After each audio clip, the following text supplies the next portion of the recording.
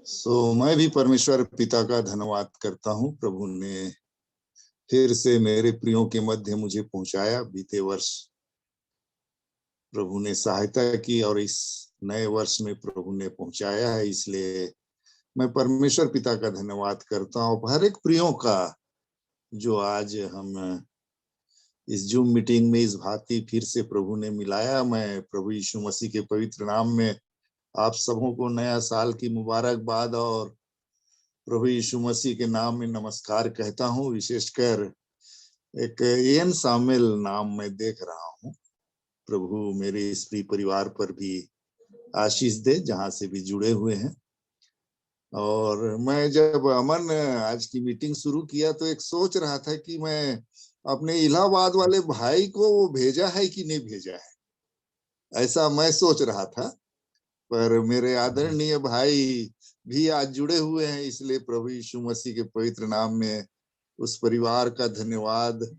प्रभु आशीष दे बहुत जय बहुत। मसीह की, जय मसीह की आपको। हाँ, जय मसीह की। प्रभु हर एक को आशीष दे कि हम सब जो एक परिवार के रूप में एकत्र होकर प्रभु के वचन की ओर दृष्टि उठाते हैं, अपने जीवन को देखते हैं वचन के आईने में। ये अद्भुत बात है कि हम अपने जीवन को देखते हैं। और आज जैसे बहुत सी गवाहियां हमने सुनी कि कैसे एक बेटी ने गीत गाया कि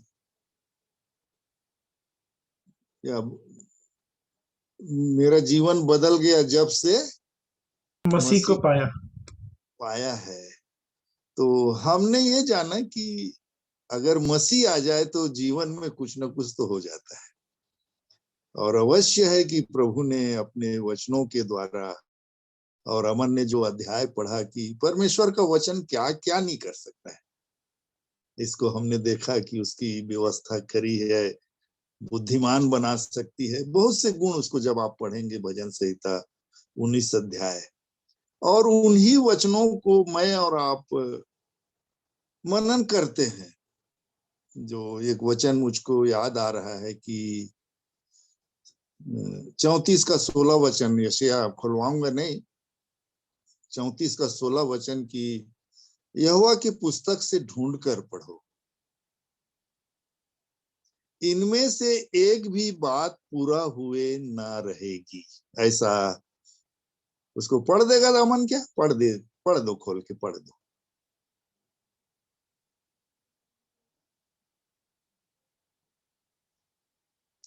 यशायाह 34 उसका 16 वचन।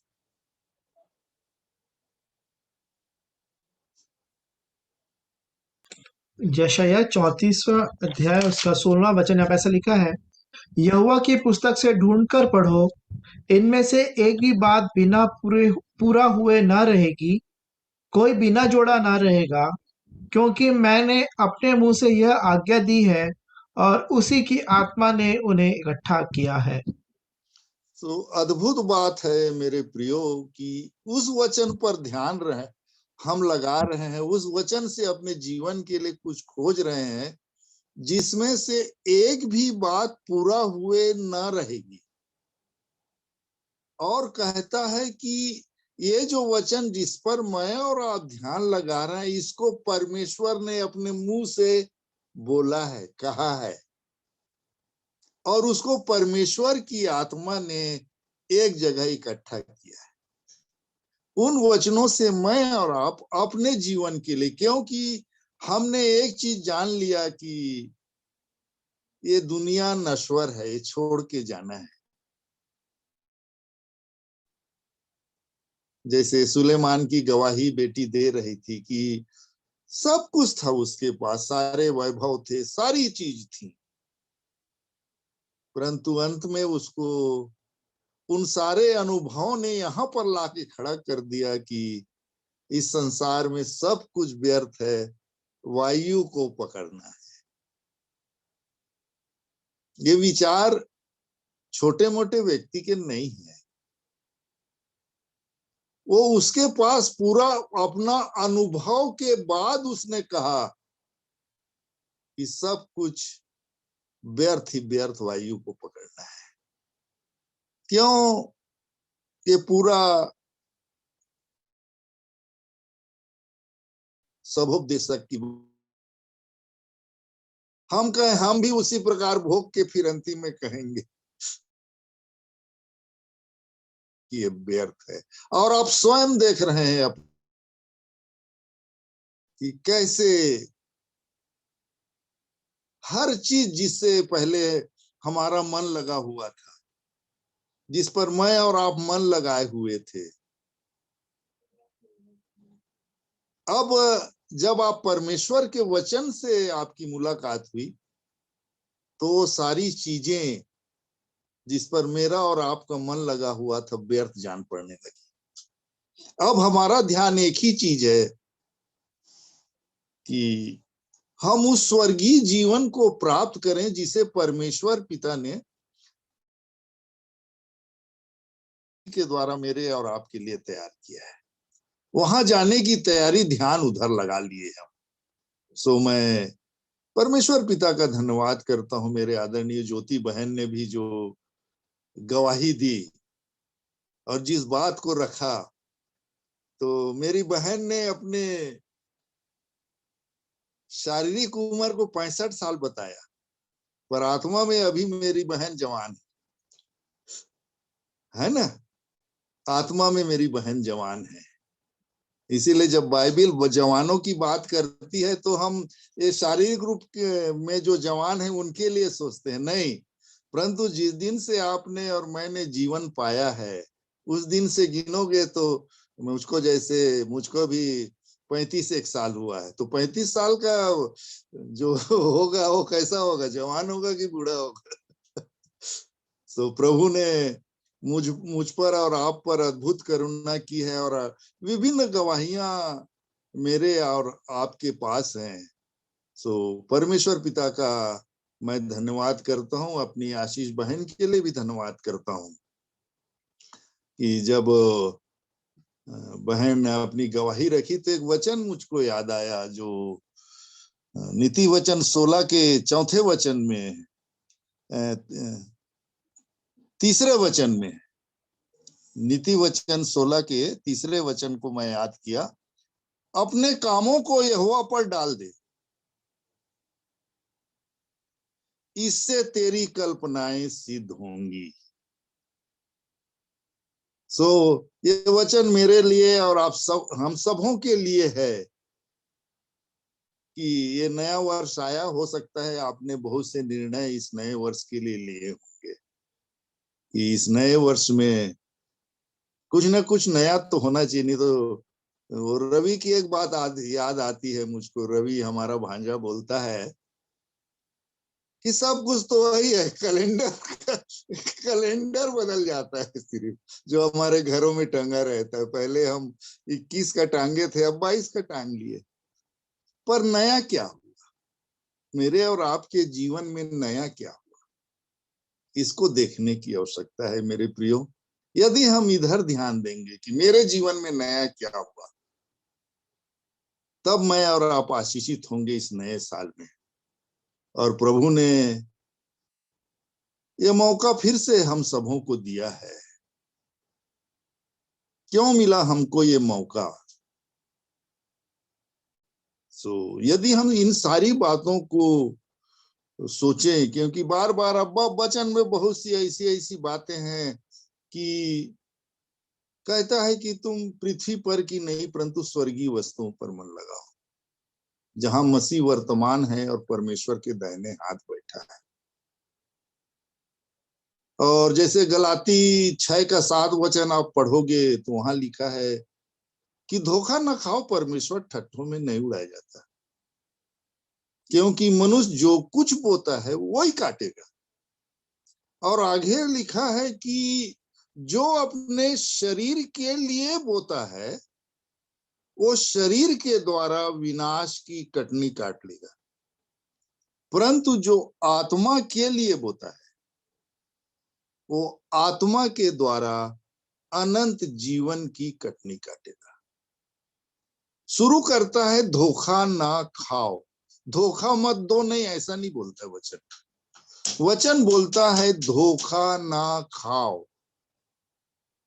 परमेश्वर ठट्ठों में नहीं उड़ाया जाता। परमेश्वर ठट्ठों में नहीं उड़ाया जाता, इसका क्या मतलब हुआ? परमेश्वर ठट्ठों में नहीं उड़ाया जाता। यदि हम उसके वचन सुनकर उस पर ध्यान नहीं दे रहे, सुनते हैं हम वचनों को, विभिन्न जगहों में जाते हैं हम वचन को सुनने के लिए, पर उस वचन पर यदि मैं और आप ध्यान नहीं करते तो हम क्या करते हैं? मैं क्या करता हूं? परमेश्वर के वचन को ठट्ठों में उड़ाता हूं। अरे यार, ये तो होता रहता है, चलता रहता है, ये पास्टर लोगों का काम, और ये जो जितने हैं ना, इनका काम बोलना ही रहता है कि ऐसा होगा वैसा होगा। परंतु यदि मैं उन वचनों पर ध्यान लगाना शुरू कर दिया तो इस वचन में सामर्थ है मेरे प्रियो, क्योंकि इब्रानी 4:12 हम बहुत बोलते हैं कि परमेश्वर का वचन जीवित, प्रबल, हर एक दो धारी तलवार से चोखा है और जीव और गांठ गांठ और गुदे गुदे को आर पार छेदता है और मन की भावनाओं और विचारों को जांचता है। बोलते तो है जीवित है, पर वो जीवित है, उसने मुझसे बात नहीं की। अगर वो जीवित है और उसने मुझसे बात नहीं की तो इसका मतलब ये हुआ कि वो तो जीवित है और मैं कौन हूं फिर? कौन नहीं सुनता? एक तो भैरा नहीं सुनता जो भैरा है वो नहीं सुनता, और दूसरा कौन नहीं सुनता? जो मरा हुआ है। जी, जो मरा हुआ है, जो मुर्दा है वो नहीं सुनता। यदि परमेश्वर का वचन मुझसे और आपसे बातचीत नहीं करता, बातचीत नहीं होती, तो परमेश्वर का वचन तो जीवित है, क्योंकि परमेश्वर के वचन में लिखा हुआ है। इसका मतलब ये हुआ मैं मरा हूं। मरा हुआ मतलब मैं शरीर में तो जीवित हूं, आत्मा का जीवन होना है। क्योंकि मैं और आप किसकी बात को सीख रहे हैं, सुन रहे हैं? आत्मा की बात। जैसे यूहन्ना 6:33 वचन है क्या? देखिए तो, यूहन्ना 6वां अध्याय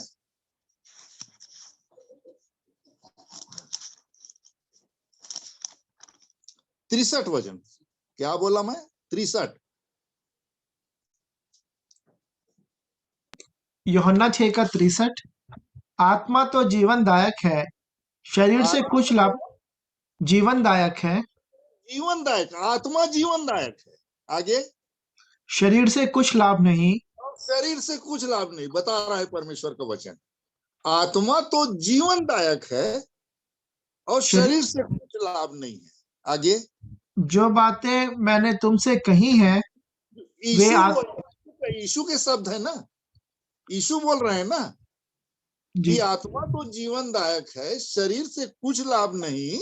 आगे, जो बातें मैंने तुमसे कही हैं वो वे बात आत्मा मैंने तुमसे कही है, वे आत्मा है। वो क्या है? आत्मा। जो बातें मैंने तुमसे कही है वो आत्मा है। और जीवन भी है। और क्या है? जीवन भी है। तो परमेश्वर का जो वचन है, जो आत्मा में मेरे और आपके पास आ रहा है, ये क्या है? आत्मा है और जीवन है। जीवन चाहिए मेरे प्रियो, जीवन मुख्य बात है। हमारे पास वो जीवन है कि नहीं है, जिस जीवन में मैं और आप परमेश्वर के साथ रह सकें। क्योंकि यीशु मसीह ने किससे मेरी और आपकी मुलाकात करा दी? हम जो परमेश्वर से दूर थे, तो तुम जो दूर थे, यीशु ने क्या काम किया? अपने लहू के द्वारा किससे मेल करा दिया मेरा और आपका? परमेश्वर पिता से। अब मेरा मेल परमेश्वर पिता से हो गया यीशु के लोहू के खातिर। जिस दिन भी मैंने और आपने यीशु के लोहू का अंगीकार किया, यीशु के लोहू से पापों की क्षमा मांगी, तो मेरा और आपका पिता से मेल मिलाप करा दिया है।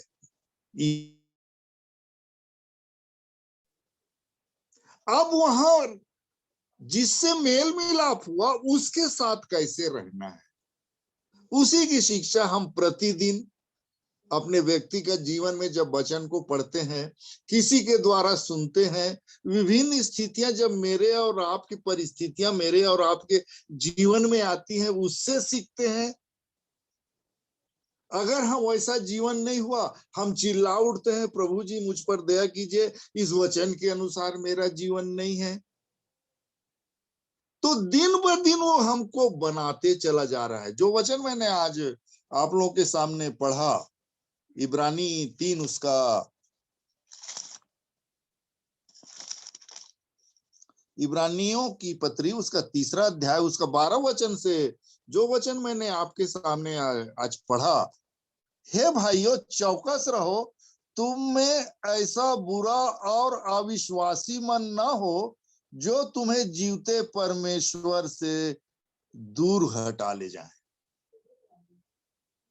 क्या कहने पहले बोल रहा है कि तुम लोग क्या करो, चौकस रहो, सावधानी बरतो, क्योंकि तुम्हें ऐसा बुरा अविश्वासी मन ना हो। हम जितनी भी बात सुनते हैं, किसी के भी द्वारा सुनते हैं या आप स्वयं पढ़ते हैं, जब परमेश्वर के वचन को, परमेश्वर के वचन पर जब आप ध्यान देते हैं, आपका मन उन पर विश्वास करता है कि नहीं? जो बातें परमेश्वर के वचन में है उस पर मेरा और आपका विश्वास है कि नहीं? क्योंकि रोमियो 3 का 25 वचन क्या कहता है मालूम? रोमियो 3 अध्याय उसके 25 वचन को देखने की कोशिश करेंगे थोड़ा सा। पढ़ना अमन। रोमियो 3 का 25, उसे परमेश्वर ने उसके लहू के कारण एक ऐसा प्रायश्चित ठहराया जो विश्वास करने से कार्यकारी होता है कि जो पाप हाँ पढ़ दे कि जो पाप पहले किए गए और जिन पर परमेश्वर ने अपनी सहनशीलता के कारण ध्यान नहीं दिया, उनके विषय में वह अपनी धार्मिकता प्रकट करे। हाँ, मतलब यहाँ पर आप देखें, यीशु के लोहू से जब मेरा और आपका मेल मिलाप हो गया, मेरे और आपके पापों की क्षमा हो गई यीशु के लोहू के द्वारा। पर एक कार्यकारी कब होगा? कार्यकारी कब होगा? ये विश्वास करने से। विश्वास कर, आप विश्वास कर लीजिए कि मेरे पापों की क्षमा हो गई, ये विश्वास कर लीजिए आप। जैसे हमने पढ़ा कि मैं यीशु मसीह क्रूस पर मेरे पापों के लिए मर गया, विश्वास कर लीजिए आप कि यीशु मसीह मेरे पापों खातिर क्रूस पर मर गया। वो मेरे पाप थे जिसके जब मेरे पाप को यीशु ने ले लिया, तो यहाँ पाप कहाँ है फिर?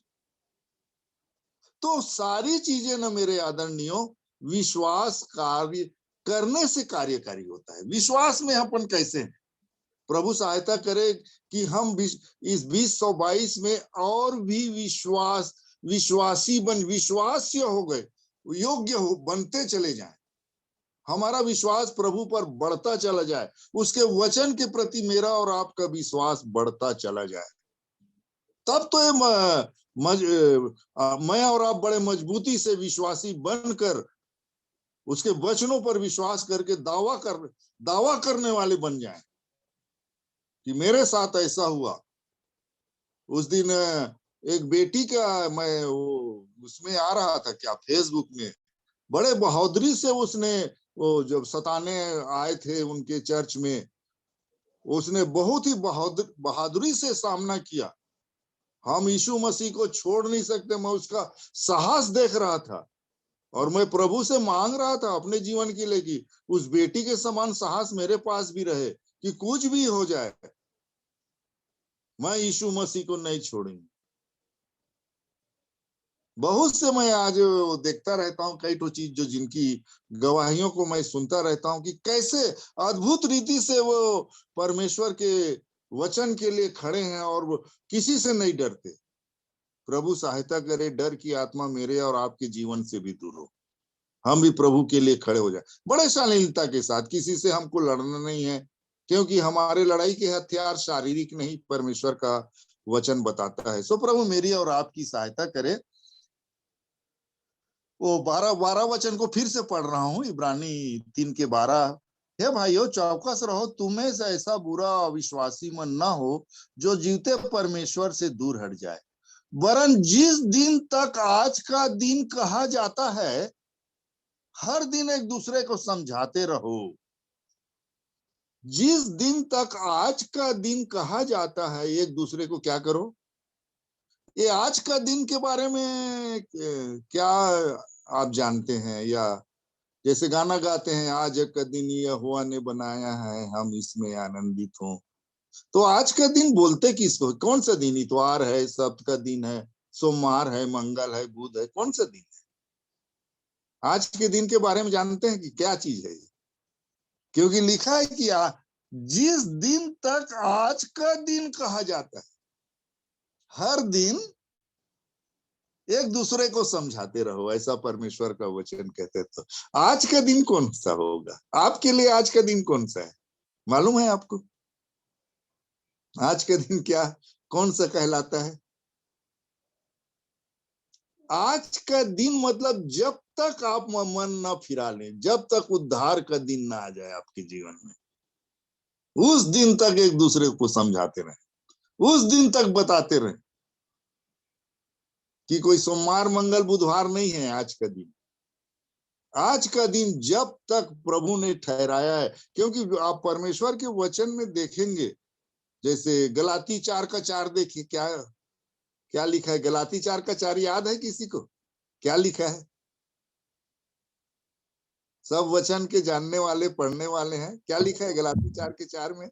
गलातियों 4:4। परंतु जब समय पूरा हुआ तो परमेश्वर ने अपने पुत्र को भेजा, जो हाँ, स्त्री से जन्म। वहां लिखा है जब समय पूरा हुआ तो परमेश्वर ने अपने पुत्र को भेजा। जब उनको छुड़ाया, इसराइलियों को मिस्र से, ठीक उसी दिन, ऐसा लिखा हुआ है। तो परमेश्वर के यहाँ हर दिन नियुक्त है। तो वचन ऐसा कहता है, जिस दिन तक आज का दिन कहा जाता है, जिस दिन तक आज का दिन कहा जाता है, उस दिन तक, मतलब जब तक आपका पूरी तरह उद्धार ना हो जाए, उद्धार में पूरी तरह आप बढ़ते ना चले जाएं, उस दिन तक एक दूसरे को समझाते रहिए।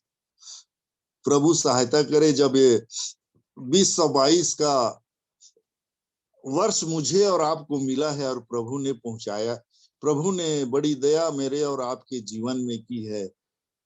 सचमुच में मेरे प्रियो की ऐसा कौन सा काम है जिसको मैंने किया कि मैं 2022 को देख सकूं? ऐसा कोई काम है कि प्रभु मुझको यहां तक ले आया? हम अपने कामों के बल पर क्या प्रभु के सामने कुछ कह सकते हैं? नहीं मेरे आदमी, उसकी दया है, उसकी करुणा है, उसकी तरस भरी दृष्टि है, उसका प्रेम है, उसका अनुग्रह है जो मेरे और आपके जीवन में वो करता है कि मेरा बेटी और मेरे बेटे मेरे स्वरूप में, मेरे स्वभाव में दिन ब दिन बदलते चले जाए।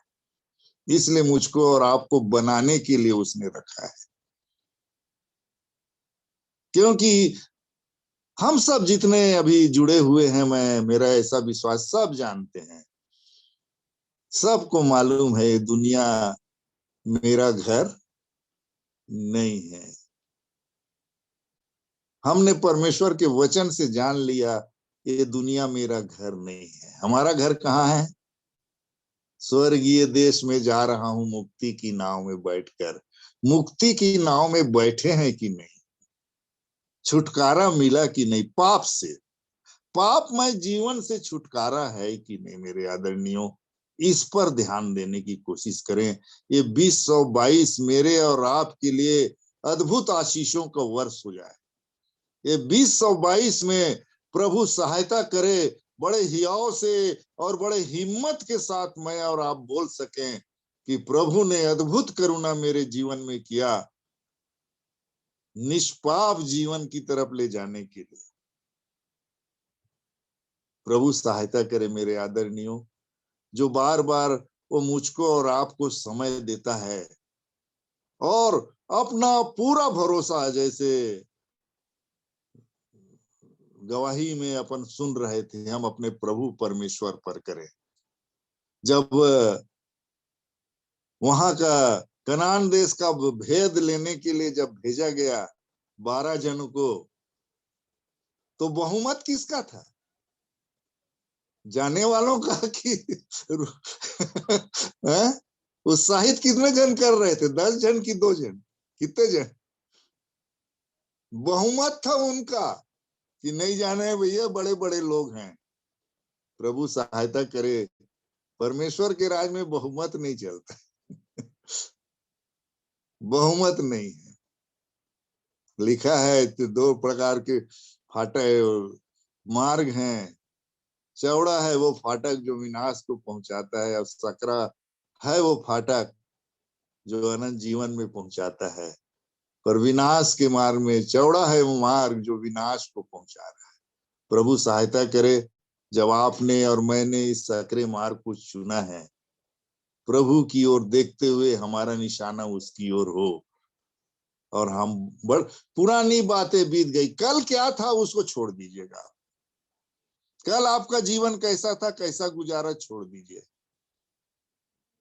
आज से, जिस दिन तक आज का दिन कहा जाता है, प्रभु सहायता करे मेरी और आपकी, हम सब अपने जीवनों को देखें कि कैसा जीवन में, और आप इस 2021 में प्रभु मेरी भी सहायता करे, आप सबों की सहायता करे। हम एक प्रेम में और भी गढ़ते चले जाएं, प्रभु के प्रेम में बढ़ते चले जाएं। और परमेश्वर पिता ने अपने वचन में लिखा है, यदि तुम मुझसे प्रेम करते हो तो मेरी आज्ञाओं को मानोगे। हम आज्ञाकारी बालक बन सके, यदि आज भी अनाज्ञाकारी है। प्रभु सहायता करे, विभिन्न लुभावने बातों से प्रभु हमको बचाए, उसके योग्य बनते चले जाए मेरे आदरणीयों।